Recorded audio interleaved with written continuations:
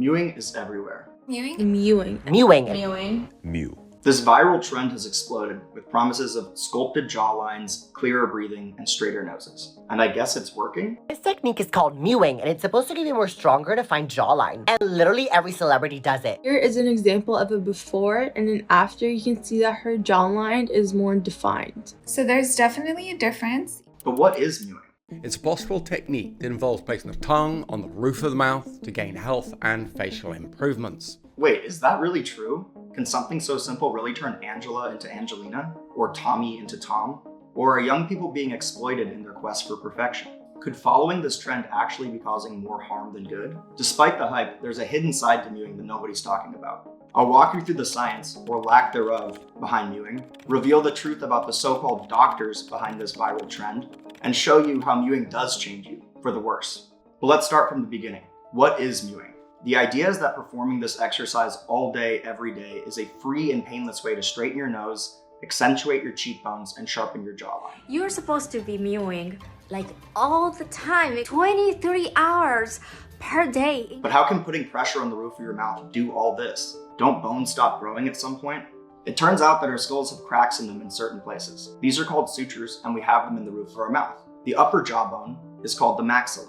The theory is that by putting constant pressure on the roof of our mouth, we can expand the maxilla along these sutures. This is called maxillary expansion. And then all the supposed benefits of mewing come from that expansion. There's supposed to be more room for your teeth so they can straighten out. Your cheekbones will supposedly be wider and more prominent. Your face lifts up, creating a more prominent chin, and your nose straightens itself.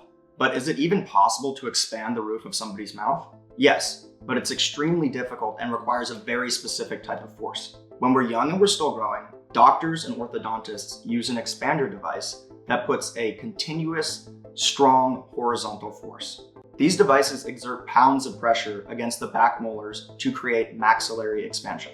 Pushing up with your tongue doesn't create the same type of outward force that you need. Our bones are very strong and our tongues are not. If you don't believe me, take a raisin and crush it with your pinky and thumb. Now try to crush a raisin against the roof of your mouth. You can do it, but notice how much more difficult it is to crush it with your tongue than it is with your weakest finger. And so if maxillary expansion isn't possible with our tongues, then all of these other results can't happen either. So if mewing is impossible, are any of these success stories real? I have very strong doubts. And I think the reason so many people are buying into mewing is because it's explained with a field of study called orthotropics. But the problem is, orthotropics isn't a real scientific field. Back in 1981, Professor John Mew invented the field of orthotropics. But there's two major problems with this fact: the word professor and the word orthotropics. The word professor is a little bit of a loose term here. Where was John Mew teaching? The Care Quality Commission in the UK stated in their inspection report that the London School of Facial Orthotropics consists of one clinical room and one private consultation room, which is as legitimate as Homer Simpson becoming a professor of his own Springfield School of Nuclear Technicians. It's pronounced nuclear. And then there's the word orthotropics, which according to the Muse is derived from the Greek orthos for straight and tropos for growth. Ortho for straight, tropos meaning growth. Orthos does mean straight. That's why you go to the orthodontist to get your teeth straightened with braces and keep them straight with retainers. But tropos doesn't mean growth. In Greek, it translates to turn or change. The troposphere is a layer of the atmosphere that's in constant change. A tropophyte is a type of plant that can change and adapt to either wet or dry conditions. If John Mew wanted to be accurate, he should have changed tropos to trophos, which translates to nourishment or growth. Hypertrophy is when you nourish and grow muscle, or the opposite, atrophy, is when you're wasting away. So in 50 years, why didn't this professor ever change the name of the field he invented? Well, it doesn't really matter because compared to orthodontics, it's complete pseudoscience anyway. John and Mike Mew fancy themselves as rebels and think that traditional orthodontics makes people ugly. Traditional truths are not always correct. I think I see myself as a rebel. But orthotropics is basically the same thing as orthodontics, with some outlandish theories thrown in. John Mew and his son Mike Mew criticize orthodontists for neglecting the bigger picture. Stuff like posture, breathing, and how overall health affects dental development. Even though these concepts have been recognized and integrated into orthodontic practice for over a century. Even in 1936, orthodontists knew that posture and breathing, one's environment, could change your jaw shape and make your teeth crooked. So why do the Mews believe so strongly that they're right? because they believe that genetics, the blueprint in our DNA, has little to no effect on how our faces grow. But what does the science say? Let's first look at what actually causes crooked teeth. Is it our diet, where we grew up, who our parents are? If you ask the Mews, it's 100% based on our lifestyle and has nothing to do with our DNA. It's all nurture, no nature. And they claim that with mewing, we have complete control over reshaping our faces and achieving perfect smiles. And actually, they're half right. The Mews point out how our modern lifestyles have shrunk our jaws and crowd our teeth. I believe that part of the reason we have developed smaller jaws and cheekbones is because of our modern diets, which consist of easy and quick to chew soft food. And that's true. Dental anthropologists who study the evolution of our teeth and jaws reveal that crooked teeth have been increasing for the past 10,000 years. Our ancestors had straighter teeth because they ate tougher foods that wore down their teeth, naturally creating plenty of space for their wisdom teeth to come in as they aged. But as humans transitioned from hunters to farmers, we began eating softer and softer foods. And over thousands of years, our jaws have shrunk, but our teeth have remained the same size, leading to this modern problem of overcrowding and misalignment. But what about genetics? How does DNA cause crooked teeth? Before we get to what the Mews think, here's a quick lesson about genetics. There are many ways that genetic traits get passed along, but the two major ways are Mendelian inheritance and polygenic inheritance. An example of polygenic inheritance is height. When two people have a baby, lots of genes are passed down. Some genes are turned on and some are turned off.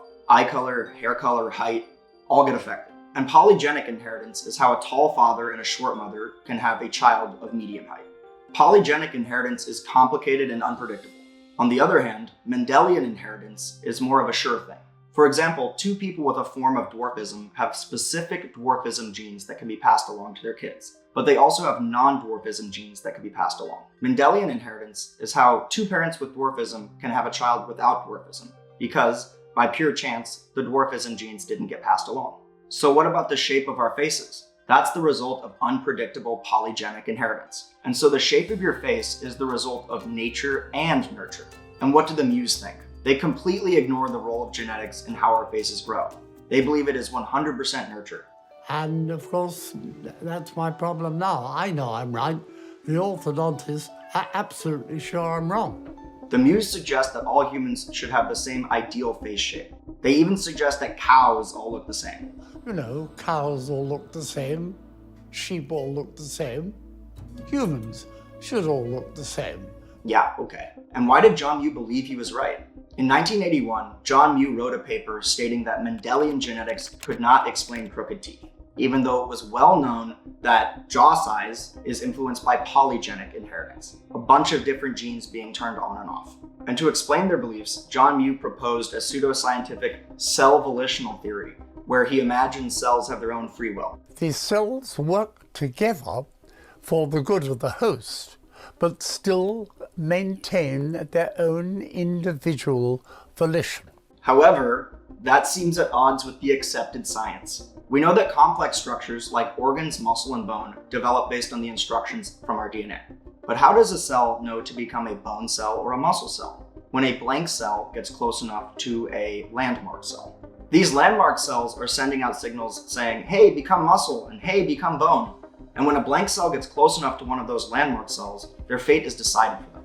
Since cells don't have free will, John Mew's belief about how our teeth get crooked is a bit absurd. In the end, how our faces grow and how crooked our teeth become is complicated. It's nature and it's nurture, and orthotropics is complete bull. But if the Mews have been treating people for decades, isn't there some proof that orthotropics works? Or has orthotropics been debunked? In 1990, John Mew was adamant that orthotropics works, so he demanded clinical trials be carried out to test his theories. To give you some background, the Mews like to start treatment very early on in children. I provide an appliance which is designed to hurt if the child drops their jaw. You might call that child abuse. I would call it training. That's correct. We'll explore the legal consequences of that in a bit. But the clinical trial results contradicted what Mew imagined they would be, concluding that early treatment has few advantages. And so John Mew published a letter saying, quote, "We should remain highly suspicious of clinical papers, including randomized controlled trials, and when possible, base our treatment on the evidence of more basic science." Then in 2005, John Mew decided to challenge an orthodontist to a debate titled, does traditional orthodontics ruin faces? In this debate, John Mew claimed his methods had left permanent results, and there was no need for a retention regimen like a retainer.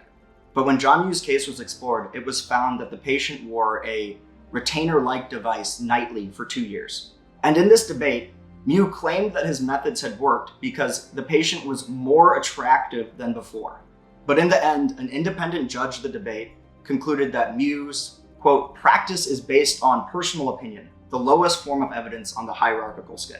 Mew has failed to produce evidence to convince his audience as well as the orthodontic establishment. And most recently in 2023, Dr. Simon Wong, a leading orthotropist, if you consider that a credential, conducted a trial. He found that orthotropics treatment did nothing beyond normal development. If anything, mewing and orthotropics only pushed teeth out of alignment.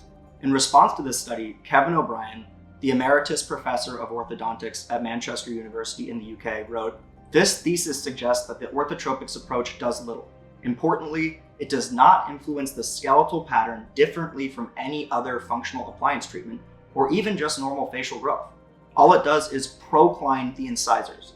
Notably, this data does not support any of the Mew's claims for orthotropics. Orthotropics and mewing doesn't work, and so far, there's no factual evidence to show that it does. Just opinions." So can John and Mike Mew even be trusted? We've talked a lot about John Mew, how he's a professor at his own school, how he invented orthotropics, and how the scientific community has rejected his ideas over and over. But what about his son, the recent viral celebrity, Dr. Mike Mew? In 2023, the General Dental Council in the UK held a misconduct hearing about treatments that Dr. Mike Mew carried out. One instance was a 6-year-old boy who in 2018 needed to wear head and neck gear for 8 hours a day, an expansion appliance for 18 hours a day, and removable upper and lower appliances that should only be removed for brushing his teeth. The boy suffered seizure-like episodes and he struggled to eat. In the hearing, the lawyer for the GDC argued that the boy had perfectly normal craniofacial development for his age and that Dr. Mike Mew had no adequate objective evidence that the treatment would achieve its aims. As of the recording of this video, Dr. Mike Mew is still a registered orthodontist with the GDC. But if you stack up everything we've covered in this video, it's clear that John and Mike Mew can't be trusted. They made up an entire pseudoscience. They ignore how genetics plays a role in how we grow. They believe that we can reshape bone with just our tongues. They have no evidence that their methods work, only opinions. And they're shunned by the scientific community. Why do I call him Dr. Mew? Mr. Mew. Mewing won't make you look more beautiful. It never has, it never will. And Dr. Mike Mew is more than happy to sell you an expensive treatment that you don't need and that doesn't work. But even if there's a 0.00001% chance that mewing does work, is there any harm in trying? Actually, yes. The Mews aren't the first people to recommend mewing, or putting pressure on the roof of your mouth with your tongue. It's been a common recommendation because lots of people thought that that's how your mouth should rest. According to a 2009 study in the dental literature, there are several examples of instruction sets that tell the patient where to place the tongue for achieving a rest position. But the researchers were skeptical and wanted to figure out if any of this was true and how this rest position actually affected other systems in our body. Can we measure how relaxed we get? Can you actually feel less pain by putting pressure on the roof of your mouth? They found out that where you place your tongue can either help you relax or stress you out. To explain their findings, here's a quick crash course of how our nervous system works. All of the stuff your body automatically does to keep you alive, breathing, your heartbeat, sweating, they're all regulated by something called the autonomic nervous system. The ANS is divided into the sympathetic nervous system, which you can think of as your fight or flight system, and the parasympathetic nervous system, which controls your rest and digest response. When our SNS is activated, it sends a bunch of signals to our body to act. Our digestion slows, our blood pressure goes up, and our heart beats faster. And when our PNS is activated, it sends a bunch of signals to our bodies to chill out. And it turns out that our tongues are connected to both. In the 2009 study, the researchers found it is clear that instructions to place the tongue on the roof of the mouth with slight pressure are not instructions that bring about relaxation, i.e. reduction in sympathetic activity. In another study, researchers concluded the tongue position influences the whole body. When the tongue is positioned against the palate, the parasympathetic system will reduce its systemic activity.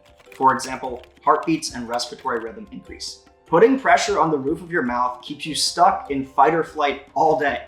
So this means that mewing doesn't reshape your face and it stresses you out. If you're going to do any mewing, do it quickly for pictures or to pump out an extra rep at the gym.